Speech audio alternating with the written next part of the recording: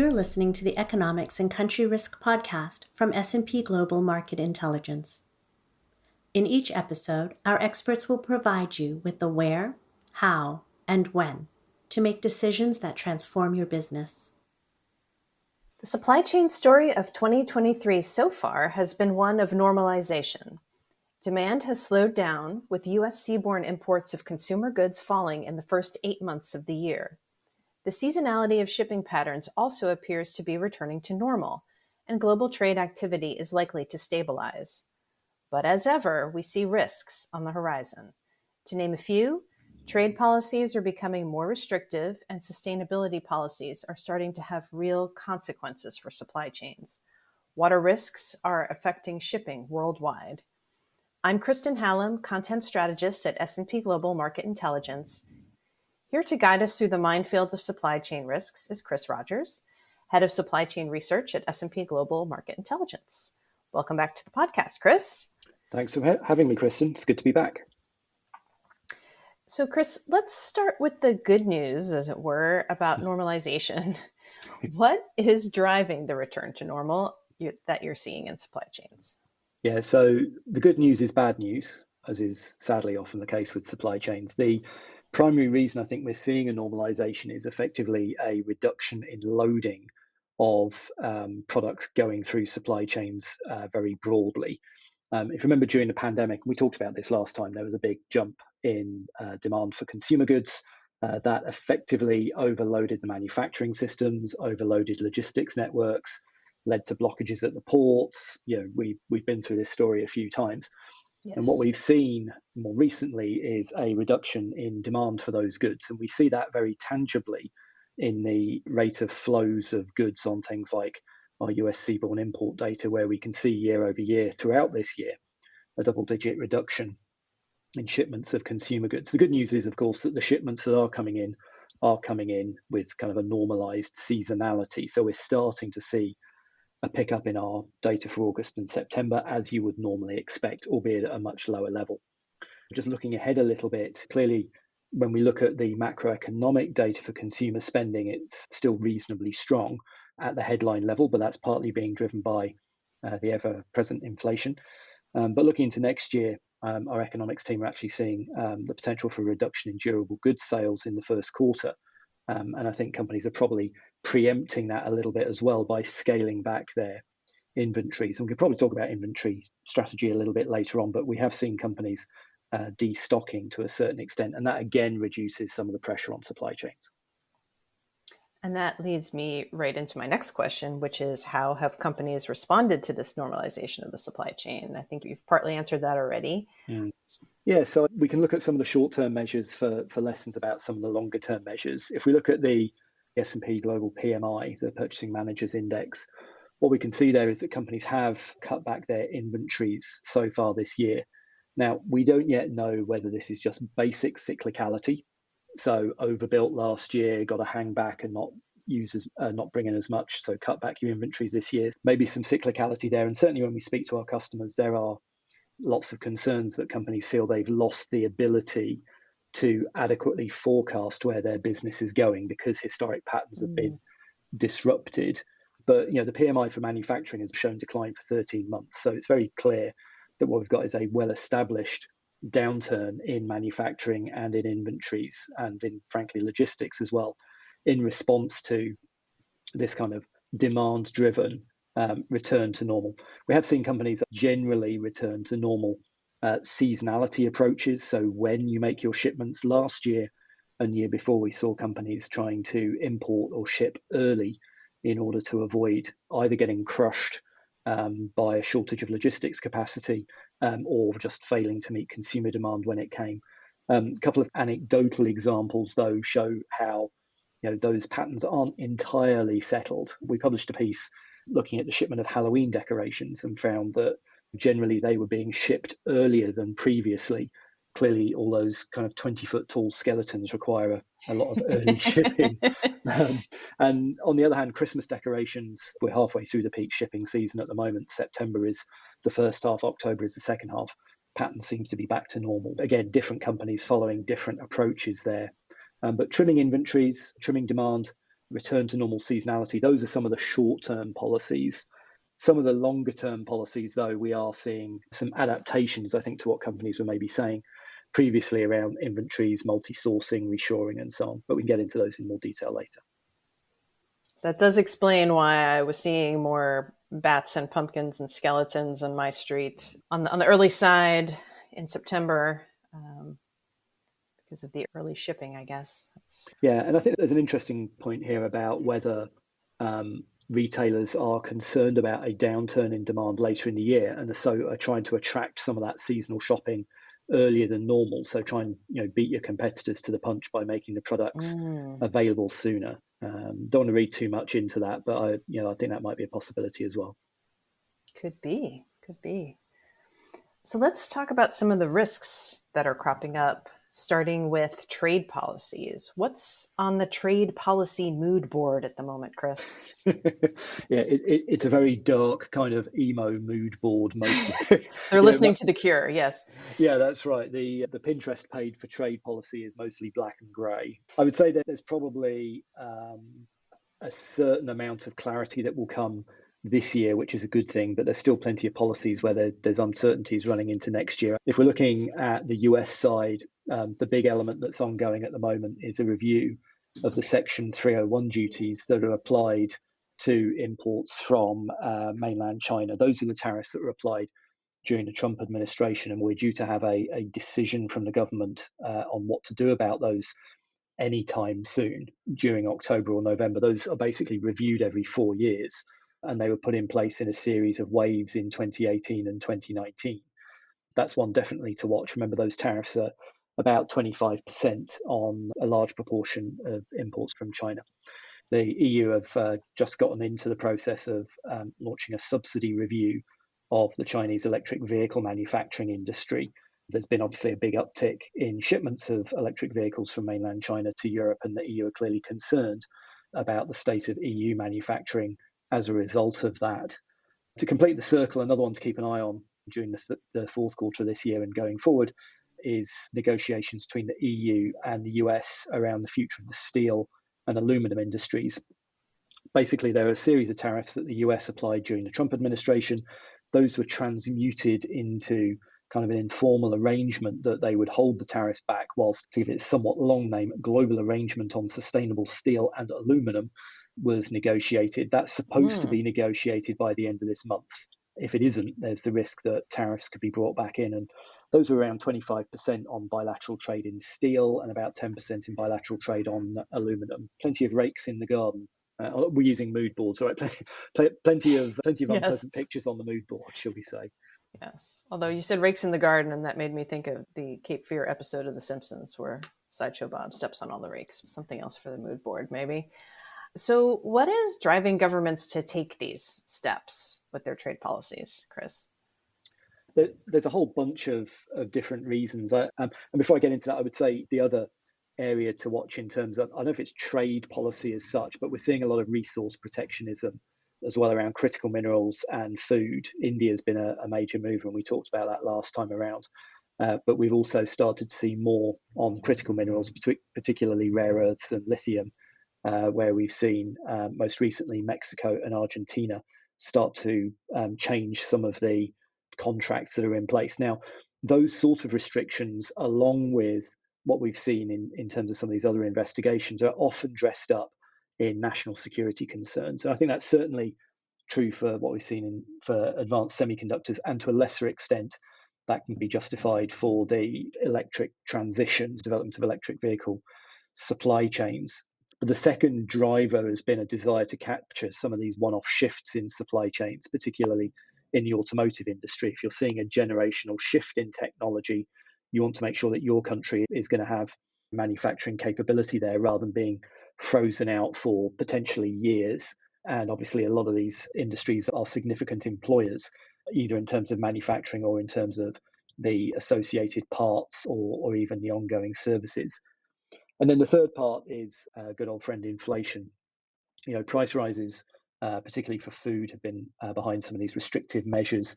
One would hope as inflation comes down, so would the driver of that desire to intervene in international trade.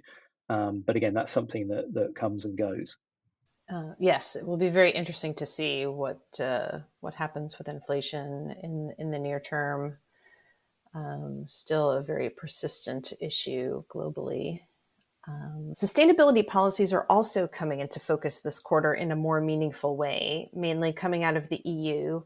Are these taking effect in Q4, or is Q4 the preparation period for when they take Yeah, I think effect? sustainability policies, or policies particularly around environmental policy, but also around corporate commitments, are, I wouldn't say slow moving in a bad way, but they're being put in place in a very intentional, deliberate way and rolled out over a period of years rather than months. And I think that's quite important, not just because they're dealing with very serious issues, but because they do require significant investments by a lot of companies to actually deliver. The big one is the carbon border adjustment mechanism in the EU, as well as the steel deal with the US that I mentioned as well. The carbon border adjustment mechanism formally started on October 1st, but that's only in terms of reporting requirements. The actual requirement to pay out real cash is still a year or two down the line. So that impact, if you like, is not yet there. But the reporting standards are quite strict, and those do need to be complied with. And obviously, it's not just companies who are based in the EU that are going to have to deal with that. It's any company importing the relevant products into the EU. It's quite wide-reaching there. The other one that's about to kick in is the maritime sector joining the European emissions trading scheme for carbon permits. We started to see already some of the container lines start to apply surcharges or provide notice that they're going to apply surcharges for those extra costs from January. We don't yet know how significant those will be, how sustainable, to excuse the pun, how sustainable those charges will be, but they are nonetheless attempting to apply those. And it's also worth bearing in mind that we've already now got the EU deforestation rules and the forthcoming Corporate Sustainability Directive coming up. Those are also effectively data provision requirements, but that doesn't change their seriousness or the cost that can be associated with delivering on those commitments. The carbon border adjustment mechanism is the one that's potentially the most serious of the ones that I've talked about here, because it has the room to have an impact on the widest range of sectors. You take a look around the room you're in right now and see how many things are made with steel or aluminum. They're all going to be affected in some way, shape, or form over the next 3 years or so. There's also still some uncertainty about how the implementation of the policy will work. For example, the German authorities are reportedly looking to have a lot of smaller companies, even smaller than are currently exempted, to extend that exemption, obviously for the middle-sized companies that Germany's well known for. So there is that to bear in mind. We're also, as has often been the case with some of these big European policy areas, seen other countries start to adapt their policies on climate change. Indonesia and Australia, for example, are both adapting their rules. And that, again, will introduce some uncertainty as to how supply chains work, but it does provide an example of how the EU kind of almost exports its regulatory requirements, as was very much the case with the GDPR privacy requirements. You also mentioned water stress in your report, and that's something that has crept up in other areas of research. Our PMI economists spoke about this in a recent episode of the podcast. Where are water risks making themselves felt at the moment in the supply chain? And what do you see heading into next year? Yeah, so I think my ability to do a 24-month weather forecast is probably limited. Where we are seeing the very tangible effects of water stress, whether that's directly because of climate change or El Nino or just simple fluctuations in the weather, is in terms of shipping. And not just international shipping, but local shipping as well. We've seen examples of stress in the Panama Canal due to reduced availability to provide the balancing water in the locks for that canal. We've seen reduced river levels on the Mississippi in the US, on the Amazon in Brazil, and Rhine River in Germany just this year, leading to reduced ability to ship out food and commodities, which are certainly in the case of the Mississippi and the Amazon. We've seen disruptions to shipments as a result of that. If we're thinking about the longer term issues, then clearly the placement of manufacturing plants is important. Any kind of heavy industry is a significant user of water. And where industry and agriculture or the local population come into conflict, you can bet it's not necessarily going to be the factory that wins the hearts and minds of politicians when allocating water rights. There's been some really interesting work from our colleagues in Sustainable One and the Climate Service on this topic as well. Yes, something for our listeners to check out. And I've got one more risk that you mentioned in the report that I didn't actually mention in the intro, and that is labor action. The auto workers are striking in the US as we speak, and I know that's something you've been tracking along with our pricing and purchasing and econ colleagues.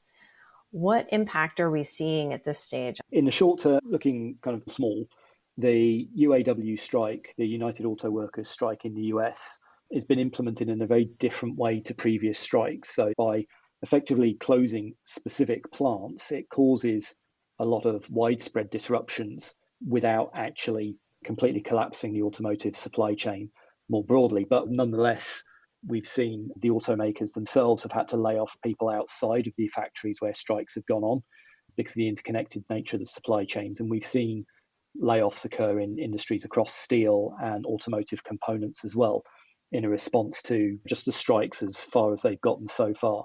Clearly, our belief is this strike could last for quite some time. The union, the UAW, has an appetite for making some fairly significant gains, and they've had wins, for example, with one of the truck manufacturers in terms of getting some fairly widespread concessions. Now, that as a lesson for broader issues that we're seeing for labour, I wouldn't want to spot where the next issues are going to come up. But I think particularly in Europe, we've got a lot of labour agreements which were reached a couple of years ago when inflation was much lower. Those will start to be negotiated. And then, of course, the longer term issue where higher labour costs will eat into companies' ability to either maintain their profitability or to make investments in some of these resilient strategies that we mentioned earlier on in terms of inventory management, multi-sourcing and reshoring, all of which require significant investments over a significant period. And if your labour costs have gone up and your other costs have gone up because of inflation, that can lead to a tough time for a lot of different companies.